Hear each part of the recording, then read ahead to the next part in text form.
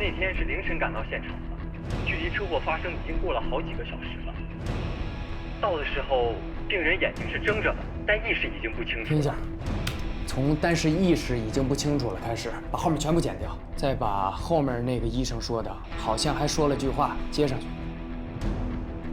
当时他手里还抓着钱，都没有松开过。后来好像还说了句话。可以把刘东接受采访说的话截一句，也放到前面。把小鹏接受采访说的那句“绝对不会逃避责任”也放上去。我承诺，叶叔叔所有的医疗费和康复费用我全部承担，绝不逃避责任。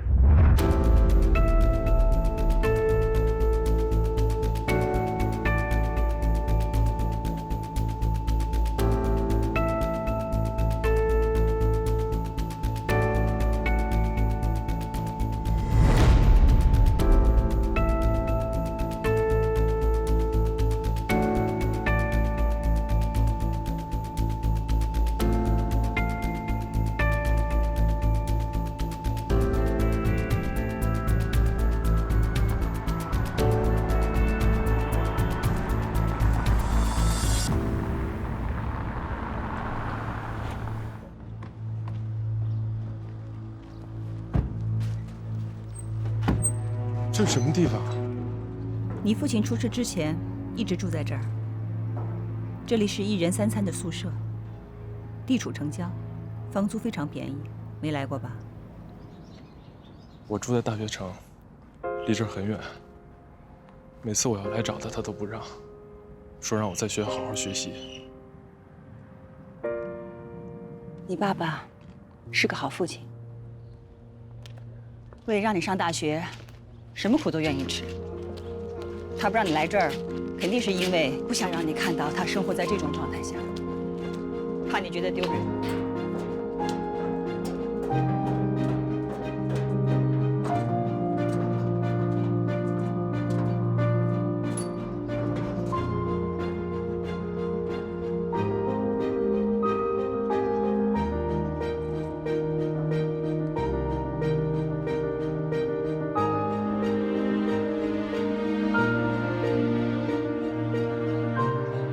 你带我到这儿来，就是为了一吻4天？当然不是，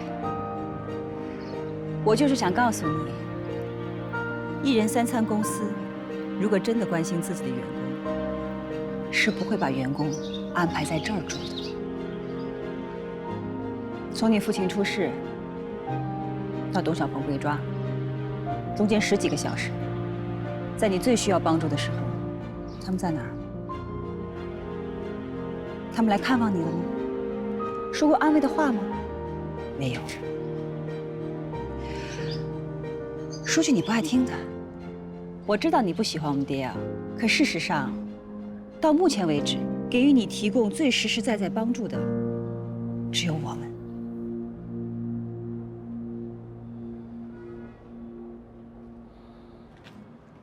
换单人特护病房的事儿，谢谢你。但这并不意味着我会原谅董小鹏那个人渣。我没有说董小鹏，我说的是一人三餐公司。告诉你一个消息吧，昨天，相关部门进行了突击检查，查出一人三餐公司的平台上有多家商户没有卫生许可证。本来这事儿2天之后就要爆出来，可今天的新闻是，一人三餐公司力挺昏迷外卖员，对富二代肇事者抗争到底。现在你明白，一人三餐的老板对你父亲不闻不问几天之后，突然出现在你面前，还说要帮你打官司，是为什么了吧？还带着一大群记者，拿着那么大的一张支票，这是要干嘛呀？这是作秀。他们根本不是要帮助你和你父亲，是要利用这件事情，利用舆论来扭转一人三餐公司的困境。现在好了，网上铺天盖地都是一人三餐公司是一个有担当、有情义、有骨气的公司，卫生许可证的事情没人提了。就算你说的是真的，徐斌利用了我，可你们不也一样吗？不一样。虽然我们是董小鹏的公关代理人，可我们绝不会袒护当事人，更不会掩盖真相。我们的目的是要解决问题，始终把你父亲的治疗和他未来的生活放在第一位的。从这个角度来说，我们的目标是一致的。我认为你们每个人都在演戏，我不知道谁是真的。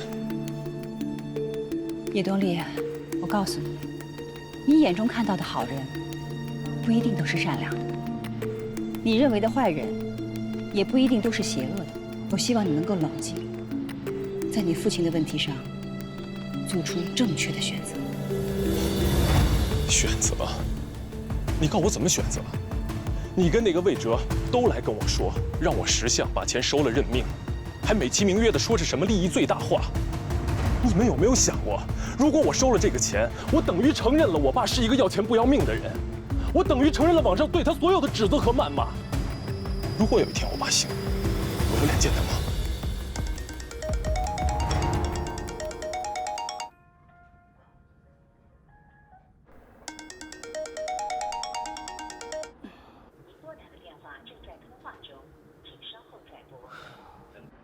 对不起，你接着说。是，我是穷人。我爸每天骑着这些电动车，10几个小时送外卖供我上大学。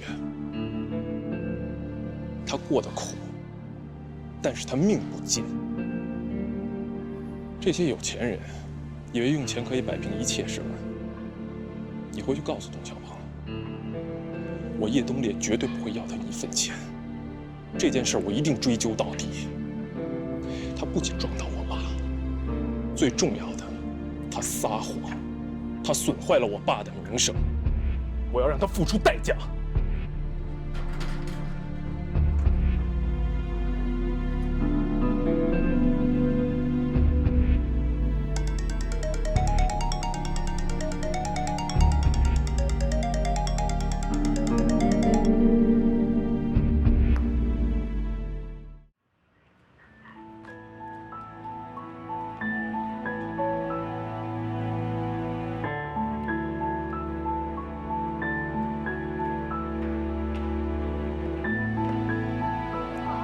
早，江总，你先别走，这是您的玫瑰花。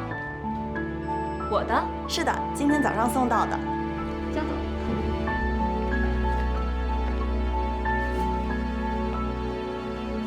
谢谢啊，不客气。多少朵啊？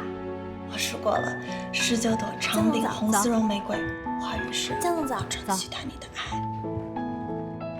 江总早。早。江总早。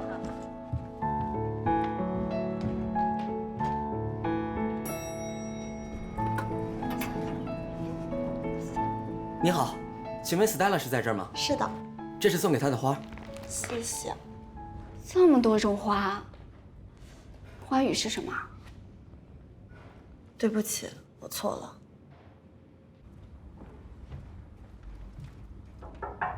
请。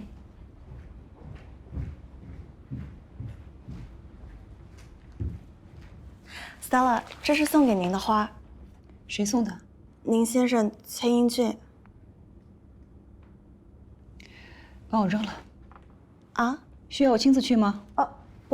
不用。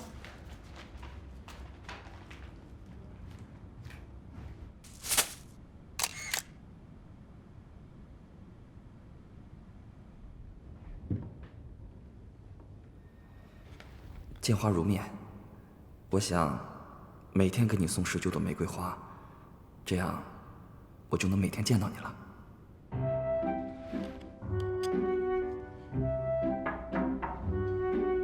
都摆上了，都是玫瑰花，有的被供在花瓶里，有的却被扔到了垃圾桶。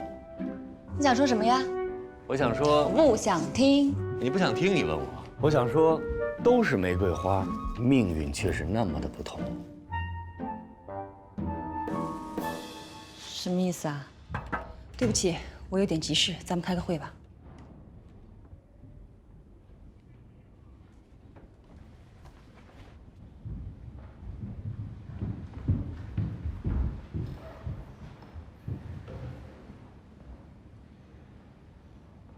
各位，这个会是我临时召集的，我有件私事要宣布。我和崔英俊之间出了些问题，我们已经分居了，我准备离婚。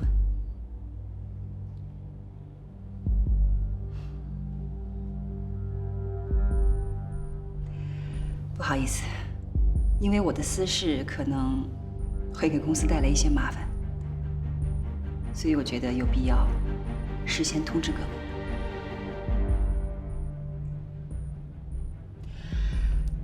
就这些了，散会吧。江总位置请留一下。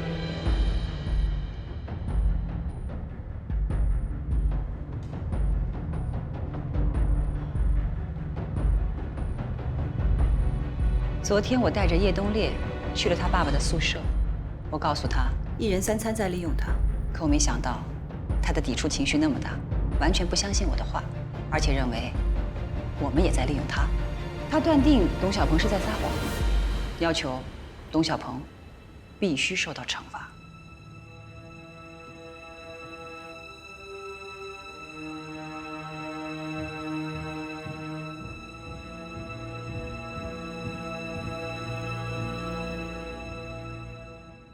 离婚也要宣布啊？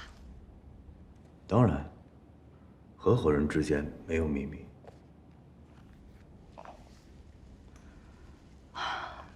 那你今天去见叶东烈，准备怎么劝他呀？没有更大的诚意，去了也没用。我看到那个司机啊，从车上下来之后，就非常着急的去查看那个被撞人的情况。那个被撞人呢，跟他说了几句话。后来那个司机拿了一叠钞票赎给那个被撞人，我想应该是2个人谈和解了嘛，就没什么事了，我也就没上前去。我们那天是凌晨赶到现场的，距离车祸发生已经过了好几个小时了。到的时候，病人眼睛是睁着的，当时他手里还抓着钱，都没有松开过。后来好像还说了句话：“我承诺，叶叔叔所有的医疗费和康复费用，我全部承担，绝不逃避责任。”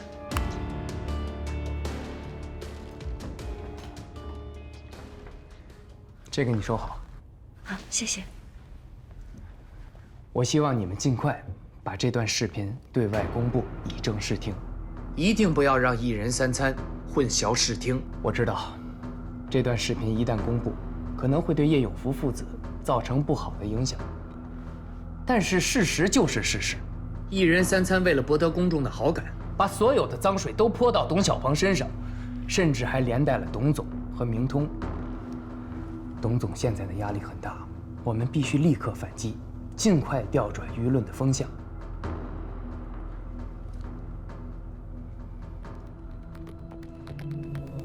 严律师，这段视频是从哪儿来的？我再次进行了调查取证。OK， 我觉得这个证据来的正是时候，咱们马上安排对外发布。这是严律师，我希望你再去劝一下董小鹏，看他能不能再去医院道一下歉。还去？不是已经去过了吗？叶东烈不肯和解，董小鹏再去多少次都是一样的。不一样，叶东烈原不原谅他是一回事，董小鹏去不去是另外一回事，这是态度问题。可是叶东烈情绪很不稳定，我怕董小鹏去了，叶东烈再动手打人。从制造公关事件的角度来讲，如果董小鹏去医院道歉，叶东烈动手打了他，说不定是件好事。人心是最善变的，之前大家憎恨他，是因为可怜叶永福。如果这次董小鹏去医院道歉，叶东烈打了他，我猜，这些吃瓜群众们心里的怨气至少会消到一半，说不定还会有人开始同情董小鹏。那行，我回去再做做董小鹏的工作。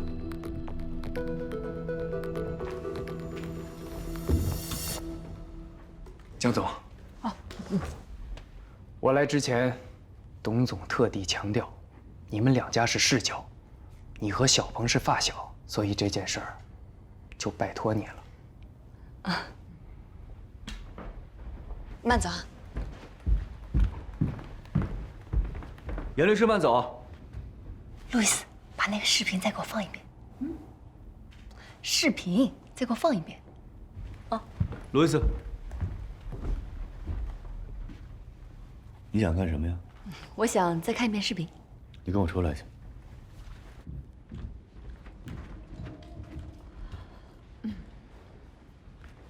你老毛病又犯了是吧？咱们不是见过刘东吗？那个视频是有问题的，被剪辑过了。我不相信你没看出来。严律师刚才说的很清楚，你没有听着吗？这是他再次调查取证后的结果。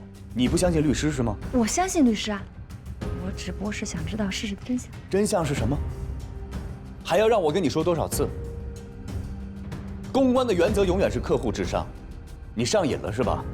习惯了拿着客户的钱，永远跟客户对着干。哎，不是，我就想搞清楚搞清楚什么？你现在最应该搞清楚是你自己的立场。别以为上次 New Face 那案子你侥幸过了关，你就以为这一套永远行得通了是吧？明通不是 New Face， 董天惠也不是顾凯雷。这一次你不许给我胡来。我没。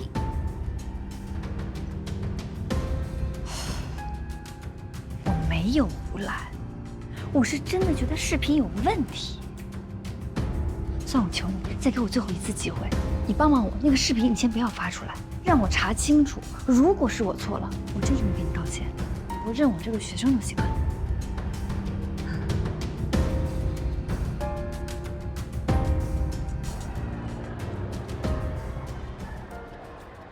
唐姐，您找我？什么事儿啊？最近酒店里有点关于你的传闻啊！啊？什么传闻呢？按理说这是你的私生活，我不该问，我也管不着。只不过你家那位太后娘娘一直以来都是咱们的大客户，你把大客户惹毛了，就不是你的私事了，这我就得管了。哥，你别总上纲上线的。你这都听谁说的？我们就是小两口闹点小矛盾。小矛盾啊？小矛盾 ，Stella 能搬出去住。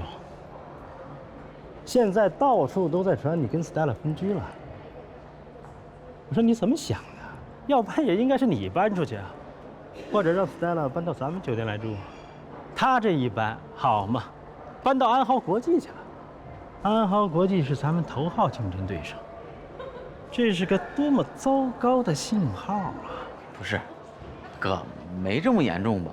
夫妻之间吵架拌嘴，这不是很正常的事吗？你们俩在家是夫妻，出了门那就是客户关系，是甲方和乙方的关系，是客户和销售的关系。客户就是上帝 ，Stella 就是你的上帝。你敢跟上帝吵架，你吃苦撑的。哥，我错了。我跟你说。今年的 KPI 摆在那里，咱们酒店1/3的会议活动都是靠着 DL 的，你说你该怎么做？哥，我现在就把他接回家。对，要快，要赶在别的酒店去 DL 跟我们抢单子之前，去把你亲爱的老婆大人接了啊！好好赔个不是，买点礼物，知错就改，还是好同志嘛。以后要是再想跟你亲爱的老婆大人吵架，你就好好想想。你现在吃着人家的，喝着人家的，用着人家的，你所有的业绩都是靠着人家，就吵不起来了。关你什么事？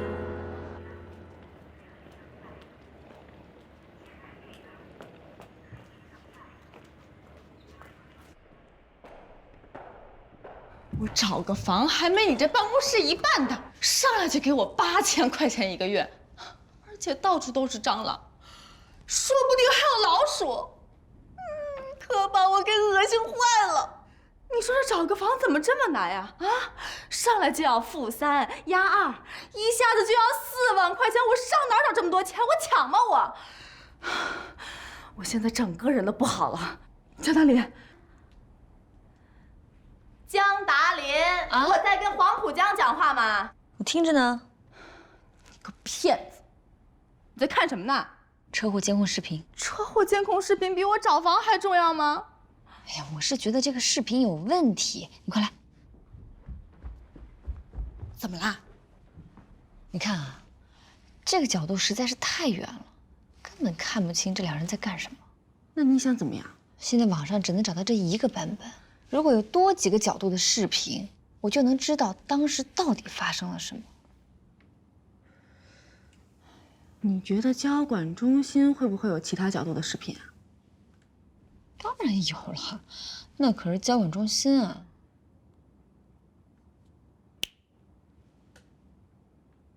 本姑娘可以试试。大林，我带你去申请提取监控视频。行啊，这样你都有熟人，好好教导。怎么认识的？这个人之前在我们培训学校的路口当交警，有一天下着大雨还在那儿执勤，我心一软给他递了把伞，就这么认识了。心一软还能心一动啊？别瞎说，我们就是普通朋友。来了，老聂，赵队长来了，楼上请吧。好。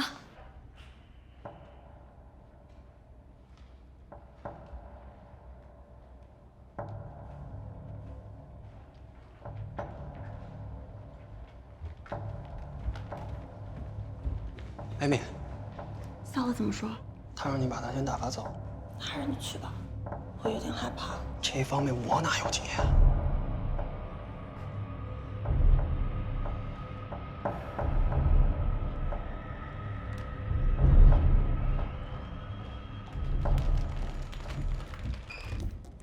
崔先生好。可以进去了是吧？哦，不是 ，Stella 今天实在是太忙了，所以您还是先回去吧。你没跟他说是我来了吗？说了。那他什么反应？他就说，请您先回去吧。不可能！哎，崔先生，您不能随便闯进去，我们这儿是有规定的。我们家有我们家的规定。哎，崔先生，崔先生，您不能闯进去，一切都准备好。哎，崔先生，您不能闯进去。崔先生，崔先生，崔先生，崔先生，你等等。这是我为你准备的黄玫瑰。对不起，斯黛拉，不是我们让他进来的。不好意思，请你出去。你们两位的任务完成了。哎，这非常谢谢。小姑娘有前途，小姑娘也不错，这里没你们什么事了啊，谢谢。哎。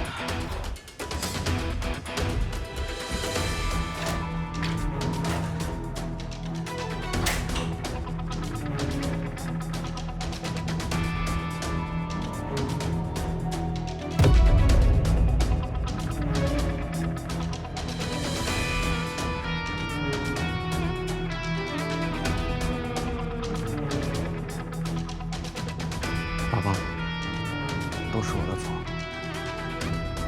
想到，随便你。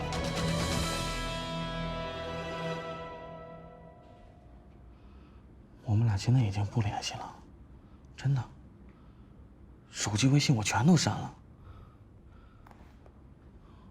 我真的是一时糊涂。你也知道，从去年到现在，我们两个人就几乎没在一起。那个什么，宝宝，你就原谅我吧，别住宾馆了，宾馆多贵呀。再说了，哪有咱家舒服啊？宝宝，你放心，照顾好你，伺候好你，就是我下半辈子的事业。我们回家吧。好不好？你起来，你先回去，给我留点面子。哎呦，你看你这个态度，我哪敢起来啊？哎呦，我这心里啊，天天七上八下的，真的，老婆，你原谅我。喂，好，不好意思，请再等我10分钟，拜拜。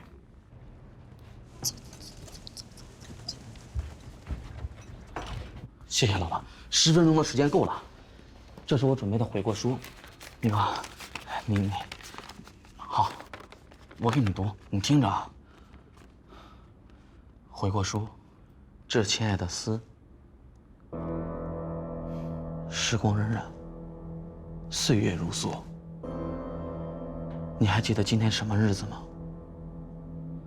2555个日夜，我们在一起整整7年了，都说是7年之痒，而你却从来没有刺挠过。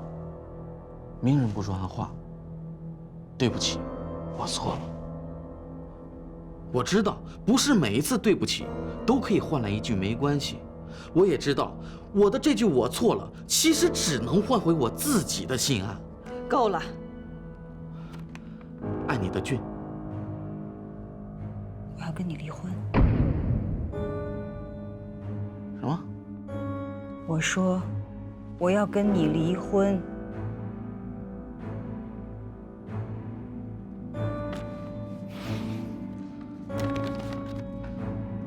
老婆，你跟我玩真的是吧？假如还有其他的事情，请联系我的律师和红卫。听说 Stella 离家出走，在暗号国际住了好几天了。他们真的要离婚啊？为什么呀？这还用问啊？一定是很多男人都会犯的那种错。崔英俊可真有一套，说跪下就跪下。我都能想象他当初是怎么拿下 Stella 的，能屈能伸，这种男人最可怕了。你看他现在多省心啊，咱们公司所有的酒店业务都给他了。差不多得了。像你们这样在背后议论公司领导，这样好吗？有句老话，你们给我记住啊，没你的事儿。男怕入错行，女怕嫁错郎。你选错了人啊，哪怕是像 Stella 这样的御姐，也是这样的下场。睁大眼睛找，我还会再来的。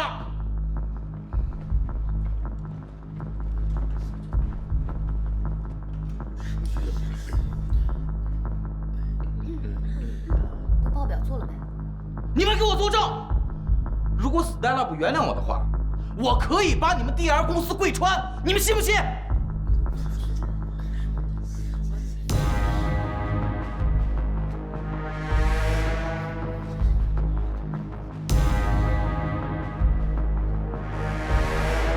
我说到做到。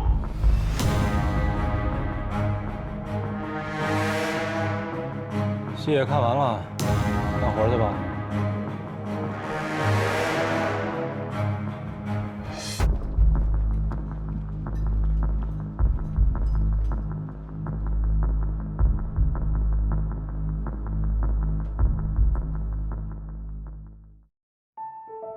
邦尼帮助江达林向警方申请，为了协助调查案情，特此从交通管理部门处取得董小鹏撞人的监控视频。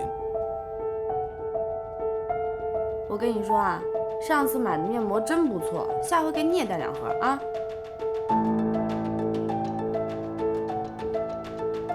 哎，你说你看这么认真，你看出什么没啊？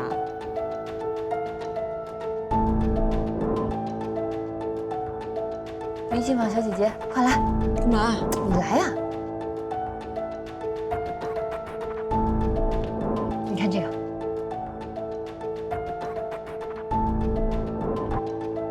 有什么问题啊？角度不同，这看上去2个人所在的位置就完全不同了呀！你这不是废话吗？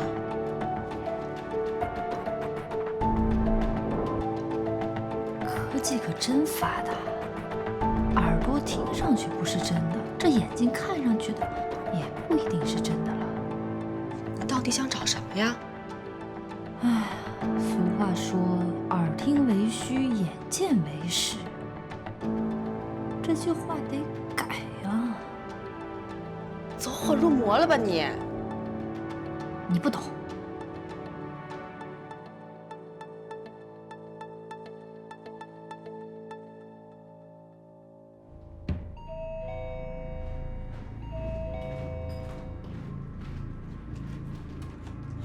这么早什么事儿啊？严律师的视频有问题，我找到证据了。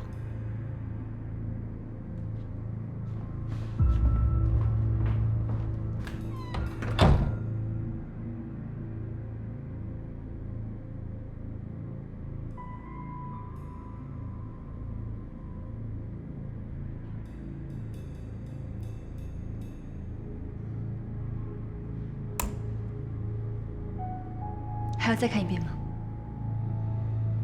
这几个角度的视频，我们可以清楚地看到，刘东是从董小鹏的身后路过的。董小鹏背对着刘东，刘东连董小鹏的脸都看不到，他怎么能看到董小鹏在说什么呢？你还真够执着的。这几个角度的视频，我们可以证明刘东在撒谎。可他为什么这么做？肯定是有人收买了他。这也足以证明之前董小鹏说的一切都是谎言。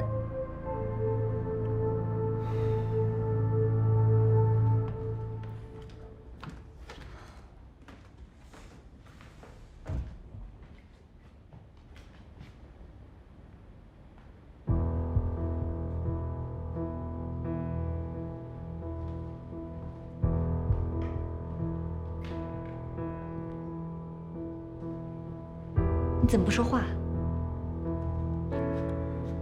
公关准则第1条，客户至上。客户需要什么，我们就应该给他们什么。严律师拿过来的这段视频，让我们有足够的筹码去跟叶东烈谈和解。只要叶东烈同意庭外和解，这件事情就到此为止了。而且我跟你说过，网友是最健忘的。我敢保证，不出1个月，大家会把这件事情忘得一干二净。这也就是我们的客户最想得到的结果。Do you understand？ 那叶东烈怎么办？叶永福怎么办？是，网友可以忘记，董天慧、董小鹏都可以忘记，可是叶东烈不会。他的父亲为了1万块钱变成了植物人，这对一个家庭来说意味着什么？他们将永远活在巨大的阴影当中。是一条人命啊！我们就要这样无动于衷吗？人得学会适可而止，很多事情只是立场问题。我也不明白，为什么你每次都要把自己逼到墙角呢？你不只逼你自己，作为学生，你还来逼老师，这样大家都没有退路。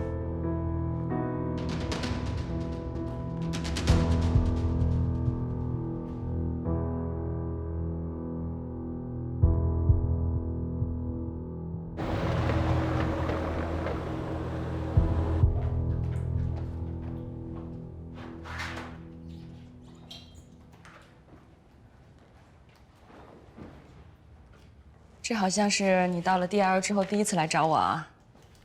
怎么样，当合伙人感觉还好吧？不好，一个人干很纯粹，当合伙人跟一帮人干，矛盾重重。什么矛盾？我接了个案子，当事人交通肇事逃逸。但是他一直撒谎，坚称他自己是无辜的。我很清楚，只要我继续追究下去，我一定能让我的客户得到应有的惩罚。但是这又违背了我自己的职业准则。这让你产生困惑了？这还不是第1次。上次杨默的案子，整个事情的发展完全跟我的预期背道而驰，而且每一次的结果都在挑战我的法则。你说公关人最重要的素质是什么？对客户负责。我不能一次次的因为道义背叛了我的客户吧？那我就算不上一个合格的公关人了。我现在都开始怀疑我自己的职业操守了。谁在挑战你啊？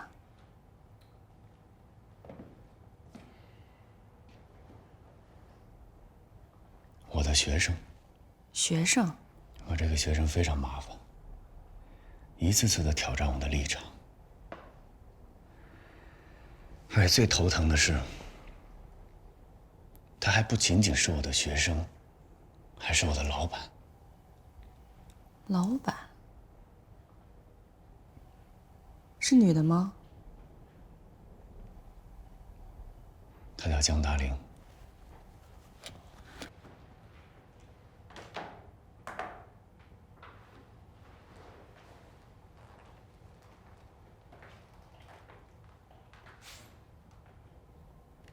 我认为这是个好现象啊。好现象？嗯。他是我的学生，我怎么能被我学生的想法一次次牵着走呢？你不会被任何人的想法牵制。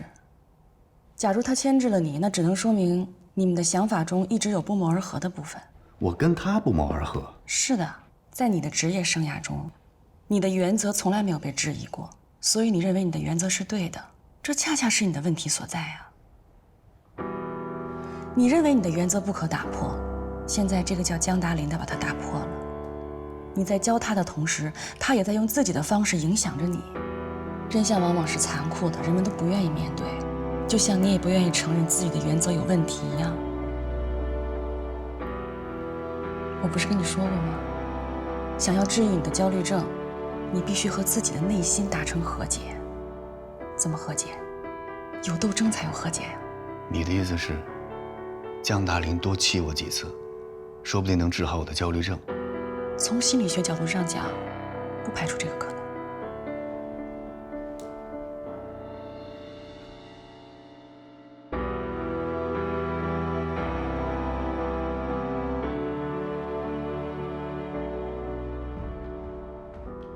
老大，都查清楚了。刘东，37岁，本地人，新荣物流仓库保管，未婚，现在还跟父母一起住在复兴坊。这是他的简历。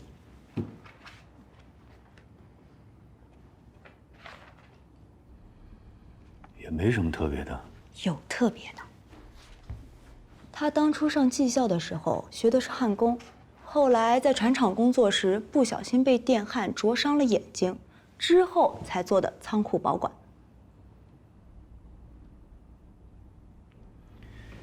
你是说他的眼睛有问题？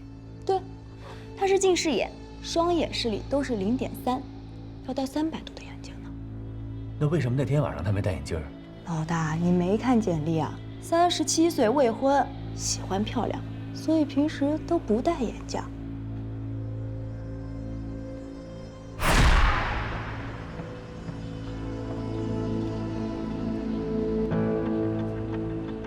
你们又找我干嘛了？想再跟你确认一下，车祸那天晚上，你是真的看见董小鹏和叶永福说话？是，我都说过多少遍了，根本就这点事情，你们烦不烦了？你是近视眼吧？是啊。多少度啊？300度。平时戴隐形眼镜吗？戴啊。车祸那天晚上你戴隐形眼镜了吗？没有。那你是怎么看清楚叶永福在说话的？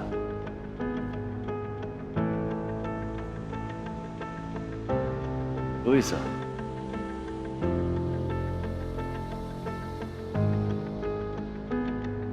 这是我们向警方申请后，在交通部门取得的监控视频。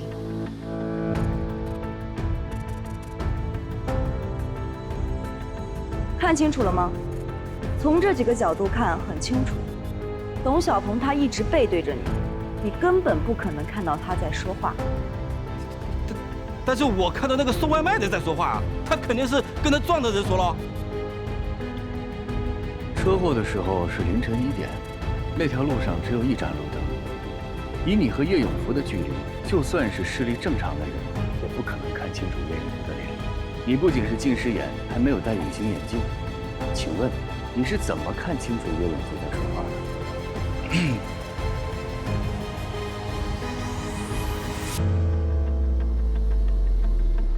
的？按照刑法条例，为犯罪嫌疑人作伪证的，轻则处3年以下有期徒刑。或者拘役，重则处3年以上或7年以下有期徒刑。告诉我，谁让你这么做的？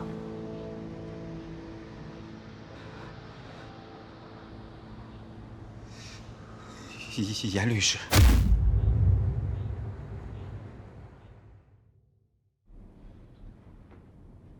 那你想好怎么说服大家了吗？实事求是。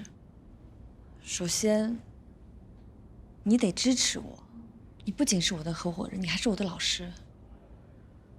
这个案子是我们 DL 成立危机公关团队后接的第一个业务，我真的是不想留遗憾。那你还想要明通股份这个客户吗？我当然想要了，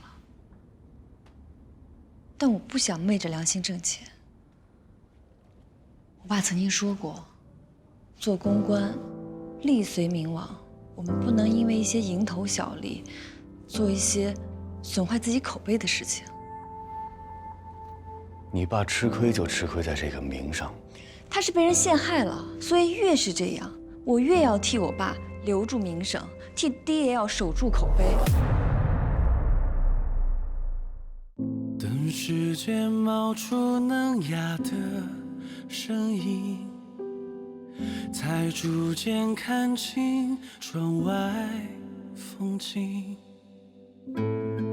调匀的呼吸，小心翼翼，谁的心事揉成秘密。等回忆缓慢无声的提醒，城市中那一些繁文如里，浮生犹如在风中旅行，渺小却华丽，生无力表情。